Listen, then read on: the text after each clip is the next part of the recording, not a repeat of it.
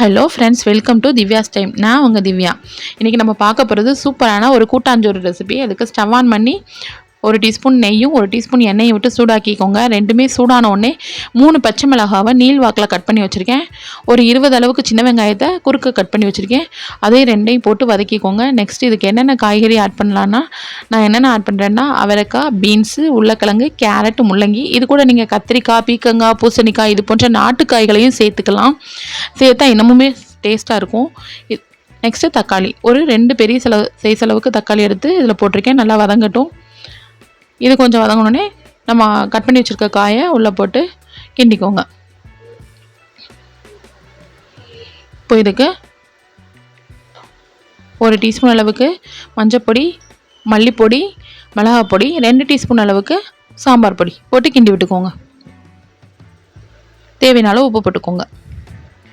இப்போது இதுக்கு நான் 1 கப் அளவுக்கு அரிசிக்கு 3/4 கப் அளவு துவரம்பருப்பு எடுத்து வாஷ் பண்ணி வச்சுருக்கேன்.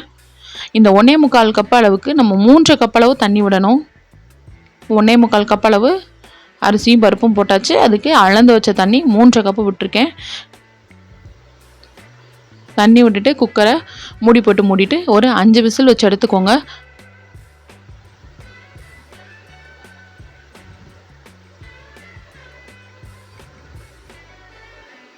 விசில் நின்னதுமே குக்கரை திறந்து பார்க்குறேன். இப்போது சூப்பரான ஒரு கூட்டாஞ்சோறு ரெடியாக இருக்குது. இதுக்கான தாளிப்பு ரெடி பண்ணிக்கிடுவோம். ஸ்டவ் ஆன் பண்ணி பேன் வச்சுக்கோங்க. பேனில் கொஞ்சம் எண்ணெய் விட்டுக்கோங்க. எண்ணெய் சூடானோடனே கடுகு, சீரகம், மிளகு போட்டுக்கோங்க. ஒரு 2 வத்தல் கிள்ளி போட்டுக்கோங்க. கொஞ்சமாக கருவேப்பிலை போட்டுக்கோங்க. அதுக்கப்புறம் ஒரு முக்கியமான ஐட்டம் சேர்க்க போகிறோம். அது என்னென்னா முருங்கைக்கீரை. ஒரு கைப்பிடி அளவுக்கு முருங்கைக்கீரை சேர்த்து இதெல்லாமே நல்லா பொரிய விட்டுருங்க. பொரிய விட்டுட்டு நம்ம ஆல்ரெடி ரெடி பண்ணி வச்சுருந்த கூட்டாஞ்சோறில் திரும்ப 1 டேபிள் ஸ்பூன் அளவுக்கு நெய் விட்டுக்கோங்க. நெய் விட்டு இந்த தாளிப்பையும் போட்டு நல்லா கிளறி விட்டால் சூப்பரான கூட்டாஞ்சோறு ரெடி ஆயிடுச்சு.